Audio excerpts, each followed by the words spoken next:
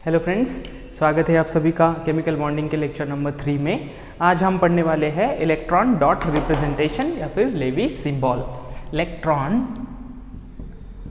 Electron dot representation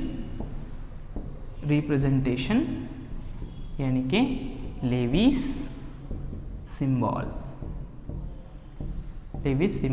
पढ़ने वाले हैं। देखो लेविस सिंबल्स क्या होते हैं? All the electrons present in an atoms, किसी भी एटम्स में जो सभी इलेक्ट्रॉन्स होते हैं, that all electrons are not involve in a chemical combination. Chemical combination में वो सभी इलेक्ट्रॉन्स इन्वॉल्व नहीं होते। Generally these are not take a part in the chemical combinations and these are the very well protected। वो well protected होते हैं atom में और वो केमिकल कॉम्बिनेशन में पार्टिसिपेट नहीं करते। सिर्फ वैलेंस सेल के जो इलेक्ट्रॉन्स होते हैं वही पार्टिसिपेट करते हैं केमिकल कॉम्बिनेशन में। अब वैलेंस सेल के ही इलेक्ट्रॉन केमिकल कॉम्बिनेशन में पार्टिसिपेट करते हैं, तो जीएन लेविस ने, जो कि एक अमेरिकन केमिस्ट थे, उन्होंने इंट्रोड्यूस कर दिया था कि एक सिंपल नोटेशन है जो कि रिप्रेजेंट करता है वैलेंस सेल के जो इलेक्ट्रॉन्स हैं उन्हीं को। तो वही हमें देखना है लेविस सिंबल्स में। अब देखो इसमें होता क्या है कि कोई भी एटम्स अगर हम लेते हैं तो उसका हम सिंबल लिखेंगे। जैसे कि हाइड्रोजन है तो हाइड्रोजन का मान ली सिंबल लिख दिया, या फिर ऑक्सीजन है उसका सिंबल लिख दिया। तो ये जो सिंबल है ये रिप्रेजेंट करता है होल एटम को, पूरे एटम को रिप्रेजेंट करता है except its valence shell electron. इसके वैलेंस सेल इलेक्ट्रॉन को छोड़ के ये पूरे एटम को रिप्रेजेंट करता है। और इसके जो वैलेंस सेल के इलेक्ट्रॉन्स है उसको रिप्रेजेंट करने के लिए हमें इसके अराउंड डॉट या फिर क्रॉस दिखाने होते हैं। अब इसके अराउंड डॉट भी दिखा सकते हैं या फिर क्रॉस भी दिखा सकते हैं, जो कि वैलेंस सेल इलेक्ट्रॉन्स होंगे, उसी को कहते हैं लेविस सिंबल। अब देखो ये जो एलिमेंट्स है उसका सिंबल क्या रिप्रेजेंट कर रहा है? वो एटम को रिप्रेजेंट कर रहा है एक्सेप्ट इसके वैलेंस सेल इलेक्ट्रॉन। अभी हाइड्रोजन में एक वैलेंस सेल इलेक्ट्रॉन है तो यहाँ पर आप एक क्रॉस दीजिए या फिर डॉट दीजिए। अब ऑक्सीजन है, ऑक्सीजन में आपको पता है कि वैलेंस सेल में 6 इलेक्ट्रॉन्स होते हैं, तो हमें यहाँ पर 6 क्रॉसेस दिखानी पड़ेगी। 1 2 3 4 5 6। ये हो गए Lewis symbol for hydrogen and oxygen. अगर आपको नाइट्रोजन दिखाना है तो नाइट्रोजन में वैलेंस सेल में कितने इलेक्ट्रॉन्स होते हैं? 5 इलेक्ट्रॉन्स होते हैं। तो इसके अराउंड आप 5 इस तरह से क्रॉस दिखाइएगा, ये हो जाएगा नाइट्रोजन। अगर आपके पास नियॉन है तो नियॉन के लास्ट सेल में 8 इलेक्ट्रॉन होती है, तो आपको इस तरह से 8 क्रॉसेस दिखानी पड़ेगी अराउंड दी नियॉन। तो ये हो गया नियॉन का सिंबल। तो बहुत सिंपल है। कोई भी जिसका आपको लेविस सिंबल ड्रॉ करना है, लेविस सिंबल लिखना है, आपको सिर्फ उस एलिमेंट का सिंबल लिखना है और उसके वैलेंस सेल में जितने इलेक्ट्रॉन है उसने क्रॉसेस बनाने हैं उसके अराउंड, वो हो जाता है उसका लेविस सिंबल। देखो बहुत सारे एग्जांपल हमने लिए हैं और भी लेते हैं। देखो ये हाइड्रोजन हो गया, नाइट्रोजन, ऑक्सीजन हो गया। अब फ्लोरीन लेते हैं। देखो फ्लोरीन, आपको इलेक्ट्रॉनिक कॉन्फ़िगरेशन सिर्फ पता होना चाहिए। फ्लोरीन का एटॉमिक नंबर कितना है? 9 है और इलेक्ट्रॉनिक कॉन्फ़िगरेशन है 2 7। तो इसके लास्ट सेल में इलेक्ट्रॉन जो है वो 7 इलेक्ट्रॉन्स है, तो इसके अराउंड हमें 7 क्रॉसेस दिखानी पड़ेगी। आप यहाँ पर डॉट भी लिख सकते हैं। ये हो गया इसका लेविस सिंबल। तो किसी भी एलिमेंट्स का आप लीजिए, आपको सिर्फ वैलेंस सेल के इलेक्ट्रॉन्स जो है उसका सिंबल लिख के वैलेंस सेल के जो इलेक्ट्रॉन्स है उतने क्रॉसेस उसके अराउंड्स बना देने हैं, वही होता है लेविस सिंबल। बहुत सिंपल है। यहाँ पर जहाँ पे हमने क्रॉस दिखाया वहाँ पे आप डॉट भी दिखा सकते हैं। ठीक है। अब देखो ये जो लेविस सिंबल होते हैं इसका सिग्निफिकेंस क्या होते हैं? What are the significance of Lewis symbol? What are the significance of Lewis symbol? देखिए सीख गए होंगे आप लेविस सिंबल बनाना। बहुत सिंपल है। सिर्फ एलिमेंट का आपको वैलेंस सेल के जो इलेक्ट्रॉन्स है वो पता होने चाहिए, उसका सिंबल लिखो, उसके अराउंड उतने क्रॉसेस या फिर डॉट बना दो, वही होता है लेविस सिंबल। देखो what are the significance of the Lewis symbol. Lewis symbols हमने बनाया है, क्या क्या उसके बेनिफिट्स है, क्या सिग्निफिकेंस है? Significance of Lewis symbols, significance of Lewis symbol. Lewis symbols के क्या सिग्निफिकेंस है? देखो सिग्निफिकेंस नंबर 1 ये है कि ये हमें वैलेंस सेल में या फिर आउटर मोस्ट सेल में कितने इलेक्ट्रॉन्स हैं वो इंडिकेट करता है। So it indicate the valence shell electrons. it indicates number of valence electrons, number of valence electrons. Valence shell में कितने इलेक्ट्रॉन्स है, यानी कि वैलेंस इलेक्ट्रॉन्स कितने हैं, इसको ये रिप्रेजेंट करता है।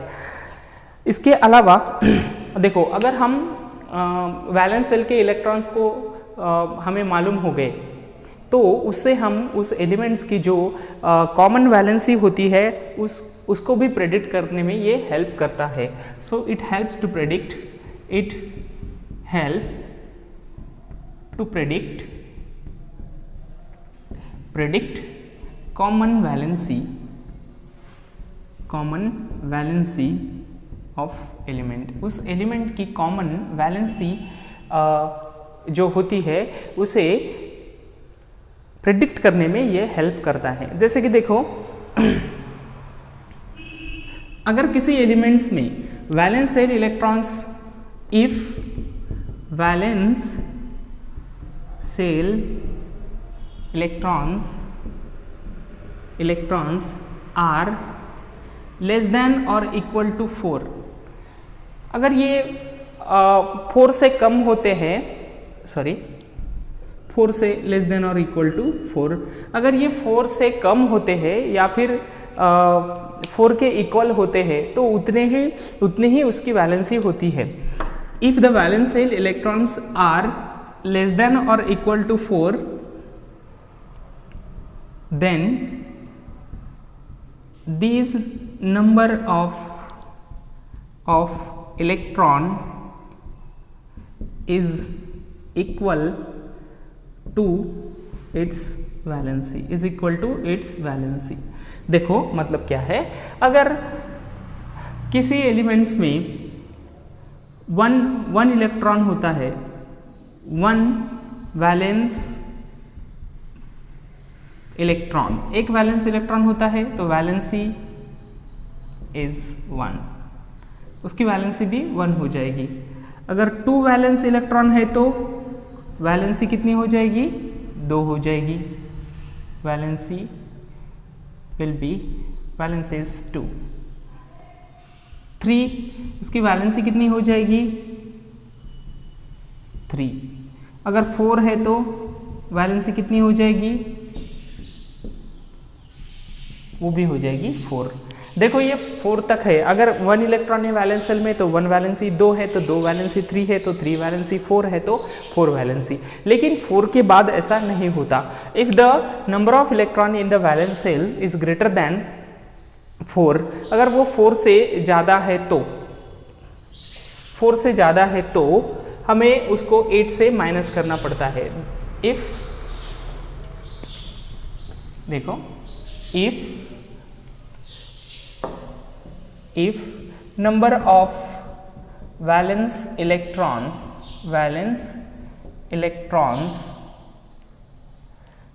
if the number of valence electrons are greater than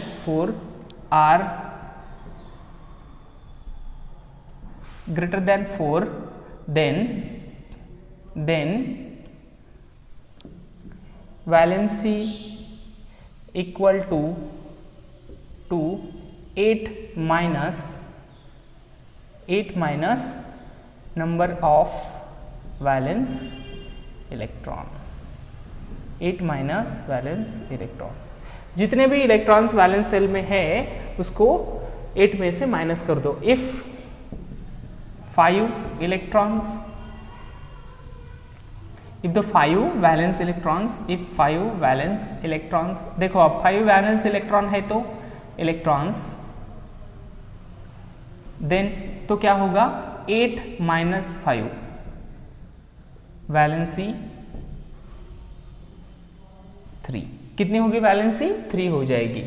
if 6 valence electrons, then valency हो जाएगी 8 माइनस 6, वैलेंसी विल बी 2।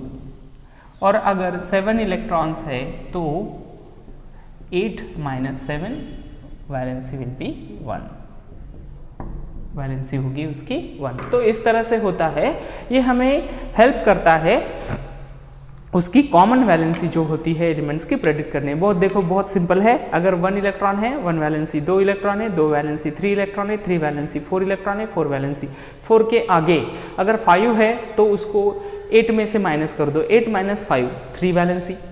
अगर 6 इलेक्ट्रॉन्स है वैलेंस सेल में तो 8 माइनस 6 2 वैलेंसी, और अगर 7 इलेक्ट्रॉन है तो 8 माइनस 7 1 वैलेंसी। तो इस तरह से होता है। तो ये सिग्निफिकेंस है लेविस सिंबल्स के, कि इससे हमें पता चलता है कि नंबर ऑफ वैलेंसी इलेक्ट्रॉन्स कितने हैं और उससे हम कॉमन वैलेंसी को प्रेडिक्ट कर सकते हैं। तो ये है लेविस डॉट रिप्रेजेंटेशन, यानी कि इलेक्ट्रॉन डॉट रिप्रेजेंटेशन और Lewis symbol and its significance.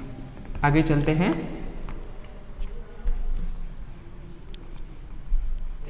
Electropositive and electronegative elements. Electropositive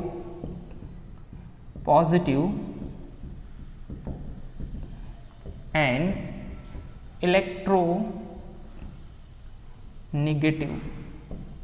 elements. Electropositive and electronegative elements. सबसे पहले देखते हैं what are the electropositive elements. देखो, जो इलेक्ट्रोपॉजिटिव एलिमेंट्स होते हैं उनकी टेंडेंसी होती है कि वो अपने वैलेंस सेल से इलेक्ट्रॉन डोनेट कर देते हैं, लॉस कर देते हैं, लूज कर देते हैं। जो एलिमेंट्स अपने वैलेंस सेल से इलेक्ट्रॉन को लूज करते हैं उनको हम कहते हैं, या फिर दूसरे को डोनेट कर देते हैं, उनको हम कहते हैं electropositive elements. The elements which have tendency to donate the electrons from their valence shells. The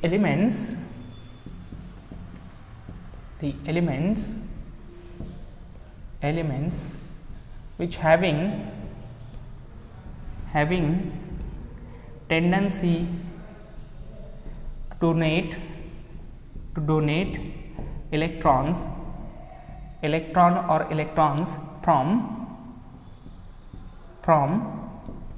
from their valence cell,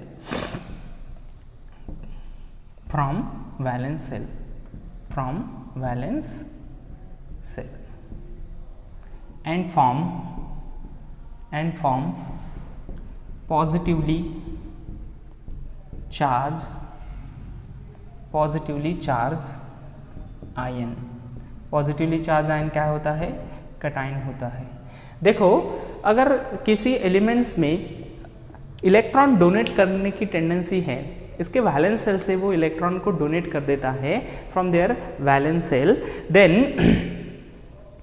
जब वो इलेक्ट्रॉन लूज करेगा तो वो पॉजिटिवली चार्ज आयंस में कन्वर्ट हो जाएगा, यानी कटायन में कन्वर्ट हो जाएगा।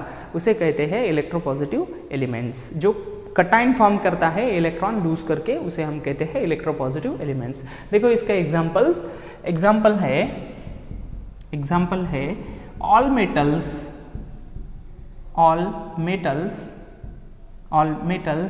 Are electropositive. सभी मेटल क्या होते हैं?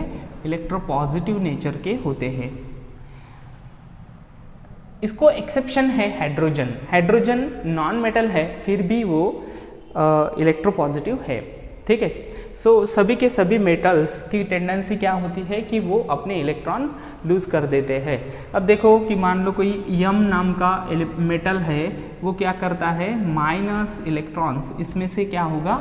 इलेक्ट्रॉन्स निकल जाएगा, और इलेक्ट्रॉन्स निकलने के बाद ये फॉर्म करेगा यम पॉजिटिव आयन, यानी कि कटायन फॉर्म करेगा उस पर्टिकुलर मेटल का। मेटल के लिए हमने सिंबल लिया है यम। उसमें से क्या होता है? माइनस इलेक्ट्रॉन्स निकल जाता है और कटायन फॉर्म करता है। उसे हम कहते हैं electropositive elements. That is the electropositive elements are electron loser. वो इलेक्ट्रॉन लूज कर देते हैं, डोनेट कर देते हैं। कहाँ से डोनेट करेंगे? वैलेंस सेल से। आपको पता है इलेक्ट्रॉन कहाँ से लूज होता है या फिर कहाँ पे आता है? तो वैलेंस सेल से ही निकल जाता है या फिर वैलेंस सेल में ही आता है। यहाँ पर ये एलिमेंट्स इलेक्ट्रॉन लूजर है, और यानी कि अपना इलेक्ट्रॉन दूसरे को डोनेट कर देते हैं। तो कहाँ से डोनेट करेंगे? From valence shell. There valence cell से ही वो डोनेट करेंगे। देखो, मेटल ने इलेक्ट्रॉन लूज कर दिया, ये माइनस का साइन है। मेटल माइनस इलेक्ट्रॉन्स, इसमें से इलेक्ट्रॉन निकल गया, एक कटायन फॉर्म गया, तो ये इलेक्ट्रोपॉजिटिव एलिमेंट्स है। All metals are electropositive element. Exception कौन सा है? देखो, all metals are the electropositive in nature. इसमें एक्सेप्शन है हाइड्रोजन। हाइड्रोजन नॉन मेटल है, फिर भी वो इलेक्ट्रोपॉजिटिव है। Hydrogen hydrogen is the only non-metal which is electropositive,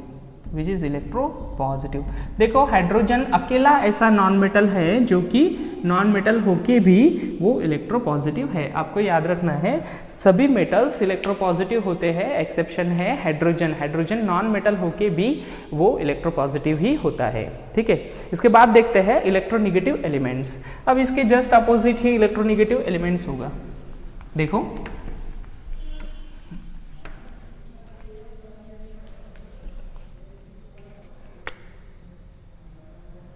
electronegative elements, the elements which having tendency to accepts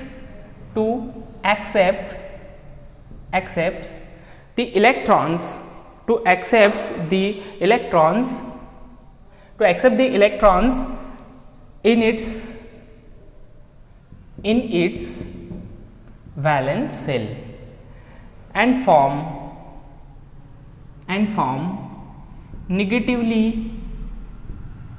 negatively charged ion, जिसे हम कहते हैं एनायन। ठीक है, तो इलेक्ट्रोनिगेटिव एलिमेंट्स क्या होते हैं? Electronegative elements are the elements which having tendency to accept the electrons in its valence shells and form negatively charge ions. देखो इलेक्ट्रोपॉजिटिव एलिमेंट्स की टेंडेंसी होती है कि वो इलेक्ट्रॉन डोनेट करेंगे, इसका मतलब है कोई तो भी एक्सेप्टर होगा ही। तो ये जो इलेक्ट्रोनिगेटिव एलिमेंट्स होते हैं वो इलेक्ट्रॉन को एक्सेप्ट कर लेते हैं, वो इलेक्ट्रॉन एक्सेप्टर्स होते हैं, और जब वो इलेक्ट्रॉन्स एक्सेप्ट करेंगे तो वो निगेटिवली चार्ज आयंस में कन्वर्ट हो जाएंगे, यानी कि वो अनायन फॉर्म करेंगे। यानी कि इलेक्ट्रोपॉजिटिव एलिमेंट्स जो होते हैं वो कटायन फॉर्म करते हैं और इलेक्ट्रोनिगेटिव एलिमेंट्स जो होते हैं वो अनायन फॉर्म करते हैं, मतलब ये एक्सेप्टर होते हैं इलेक्ट्रॉन्स के। अब देखो all the example, all the non-metals, सभी non-metals, all the non-metals are electronegative in nature। सभी non-metals, all non-metals are electronegative in nature। देखो वो non-metals क्या करते हैं कि वो इलेक्ट्रॉन एक्सेप्ट कर लेते हैं। अब ये इलेक्ट्रॉन एक्सेप्टर है, मान लो ए नाम का कोई नॉन-मेटल है, वो क्या करता है इलेक्ट्रॉन एक्सेप्ट कर रहा है, वहाँ पे हमने माइनस किया था, इसमें प्लस करना पड़ेगा क्योंकि इसमें ऐड होता है। कहाँ पे? वैलेंस शेल में ऐड होता है। ए नाम का कोई नॉन-मेटल है, देखो ये नॉन-मेटल है ए नाम का, इसमें इलेक्ट्रॉन ऐड होगा और ये ए निगेटिव अनायन बनेगा, कुछ इस तरह से। तो ये इलेक्ट्रॉन एक्सेप्टर्स होते हैं जो कि अनायन फॉर्म करेंगे। अब इसका भी एक्सेप्शन क्या आएगा? इसका भी एक्सेप्शन यही आता है कि देखो all non metals are electronegative in nature except hydrogen non metals होके भी वो इलेक्ट्रोपॉजिटिव है। ठीक है, तो ये है इलेक्ट्रोपॉजिटिव एंड इलेक्ट्रोनिगेटिव एलिमेंट्स की डेफिनेशन या फिर थोड़ा सा इंट्रोडक्शन।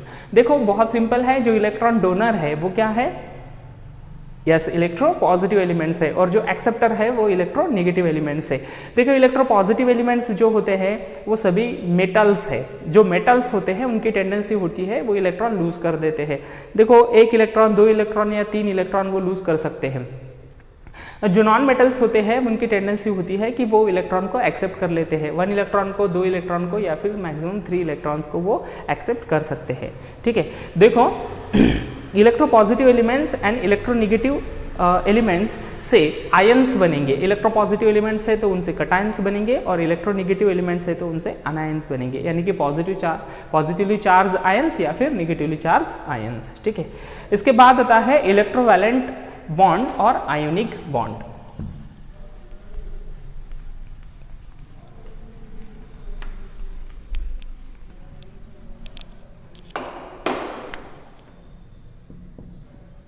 इलेक्ट्रोवैलेंट बॉन्ड यानी कि इसे दूसरा नाम है और आयोनिक बॉन्ड। देखो कॉमनली हम आयोनिक बॉन्ड ही कहते हैं, लेकिन इसे इलेक्ट्रोवैलेंट बॉन्ड भी कह सकते हैं। आयोनिक बॉन्ड, इलेक्ट्रोवैलेंट बॉन्ड और ionic bond. The chemical bond which is formed between the two atoms by the transfer of one or more electrons. The chemical bond which is formed between the two atoms between the two atoms by the transfer of one or more electrons from the valence shell. अब electron transfer से बनने वाला bond from the valence shell of electropositive elements to the valence shell of electronegative elements is called as ionic bond. देखो the ionic bond होता क्या है? The complete transfer of electron, the complete transfer of one or more electrons from one species to another species. अब electron transfer कहाँ से होगा? Electron donate कौन करेगा? जो इलेक्ट्रोपॉजिटिव स्पीसीज होगा वो इलेक्ट्रॉन अपना डोनेट कर देगा किसे? इलेक्ट्रोनिगेटिव स्पीसीज को, यानी कि नॉन मेटल्स को. तो ये बॉन्ड मेटल और नॉन मेटल के बीच में होता है. The bond which is formed by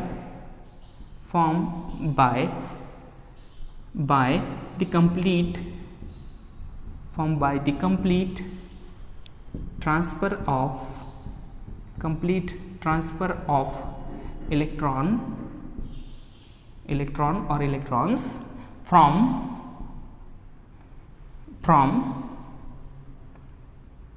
valence shell of electropositive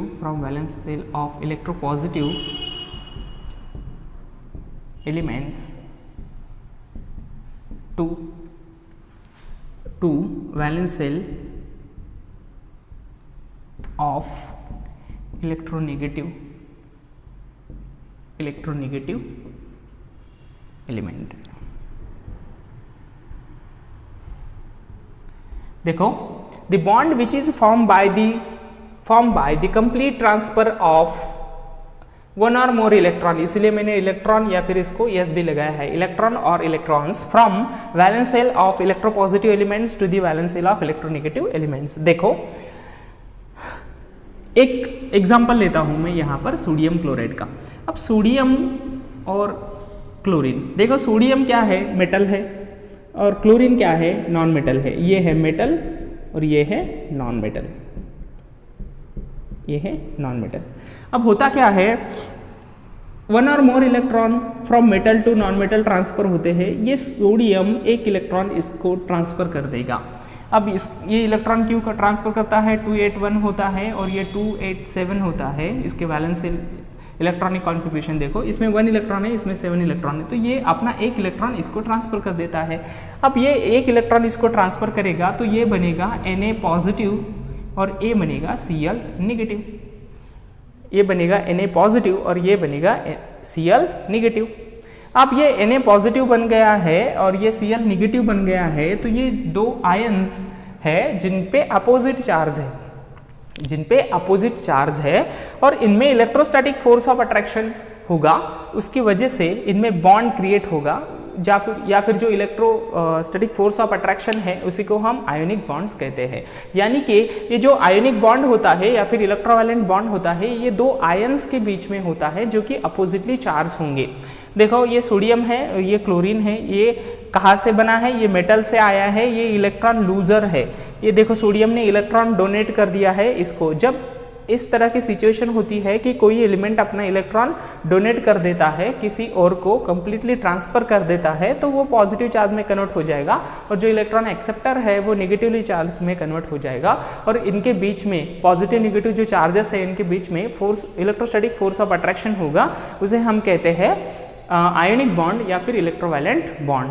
The bond which is formed by the complete transfer of one or more electron from the electropositive species to the electronegative species, यानी कि metallic species से non metallic species में, yes elements में, metallic element से non metallic elements में. देखो ये metal है, ये नॉन मेटल है, यहाँ से यहाँ इलेक्ट्रॉन हो गया, कंप्लीट ट्रांसफर हो गया और ऐसे 4 स्पेसिस बनेंगे और उनके बीच में इलेक्ट्रोस्टैटिक फोर्स ऑफ अट्रैक्शन होगा. उसी को हम आयोनिक बॉन्ड कहते हैं. या फिर आप इसको इस तरह से भी बोल सकते हैं, ionic bond is nothing but the electrostatic force of attraction between the two oppositely charge ions. Ionic bond is nothing but the electrostatic force of attraction between two oppositely charged ions. दो ions के बीच में जो attraction होता है उसी को हम कहते हैं ionic bond. ठीक है. अब देखो यहाँ पर complete transfer of electrons हो रहा है, इसी की वजह से ions बनेंगे. तो आप उस तरह से भी डिफाइन कर सकते हैं, यानी कि इलेक्ट्रोस्टैटिक फोर्स ऑफ अट्रैक्शन या फिर कंप्लीट ट्रांसफर से जो बॉन्ड, इलेक्ट्रॉन के कंप्लीट ट्रांसफर से जो बॉन्ड बनता है उसे हम आयोनिक बॉन्ड या फिर इलेक्ट्रोवायलेंट बॉन्ड कहते हैं। ठीक है, इसके आगे देखो electropositive and electronegative valency. Electropositive valency, electropositive valency. देखो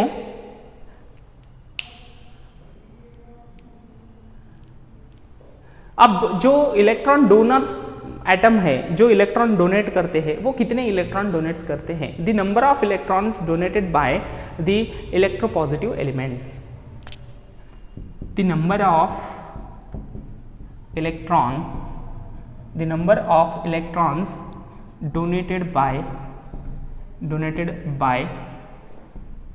electropositive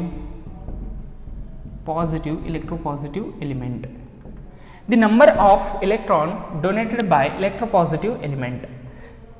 अगर कोई इलेक्ट्रोपॉजिटिव एलिमेंट है जो इलेक्ट्रॉन्स डोनेट करता है तो उसने कितने इलेक्ट्रॉन्स डोनेट किए हैं, द नंबर ऑफ इलेक्ट्रॉन्स, उसी नंबर को हम कहते हैं इलेक्ट्रोपॉजिटिव वैलेंसी। यानी कि आपको पूछा है, फॉर एग्जांपल आपको पूछा है कि सोडियम की इलेक्ट्रोपॉजिटिव वैलेंसी कितनी है, तो सोडियम कितने इलेक्ट्रॉन लूज करता है? -1, एक ही इलेक्ट्रॉन को ये लूज करता है और सोडियम पॉजिटिव में फॉर्म करता है, यानी कि इसकी इलेक्ट्रोपॉजिटिव वैलेंसी कितनी है? Electropositive valency of sodium will be 1। कितनी होगी? 1, क्योंकि वो 1 ही इलेक्ट्रॉन लूज करता है। आपको पूछा है कि मैग्नीशियम की कितनी होगी, तो मैग्नीशियम 2 इलेक्ट्रॉन लूज करता है, 2 होगी। अगर एल्यूमिनियम की पूछेंगे तो एल्यूमिनियम 3 लूज करता है, 3 होंगी। तो इस तरह से जितने भी आपको पूछा कैल्शियम की कितनी है, तो कैल्शियम 2 इलेक्ट्रॉन लूज करता है, 2 होगी, तो इलेक्ट्रोपॉजिटिव वैलेंसी 2 हो जाएगी। तो number of electron donated by the electropositive element is called as electropositive valency. Similarly electronegative valency क्या होगी? इलेक्ट्रोनेगेटिव